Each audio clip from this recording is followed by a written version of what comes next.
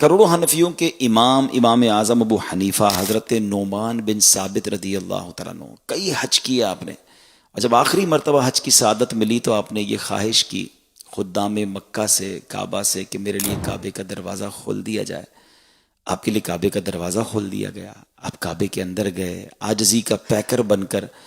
آپ نے کعبے شریف کے دو ستونوں کے درمیان کھڑے ہو کر طویل نماز ادا فرمائی، خوب تلاوت قرآن کی، نماز اور تلاوت سے فارغ ہو کر رو رو کر بارگاہ الہی میں دعا کرتے رہے۔ ابھی آپ دعا میں مشغول تھے کہ کعبہ شریف کے کونے سے آواز آئی، تم نے اچھی طرح ہماری معرفت یعنی پہچان حاصل کی اور خلوص کے ساتھ عبادت کی، ہم نے تم کو بخشا، اور قیامت تک جو تمہارے مذہب پر ہوگا یعنی تمہاری تقلید کرے گا اس کو بھی بخش دیا۔ تو حنفیوں کے لیے کتنی بڑی بشارت ہے کہ امام اعظم ابو حنیفہ کا دامن کرم ہمارے ہاتھ میں آیا۔ انشاءاللہ اللہ نے چاہا تو امام اعظم کے ساتھ نبی پاک علیہ السلام کے پیچھے پیچھے انشاءاللہ جنت میں داخل ہوں گے۔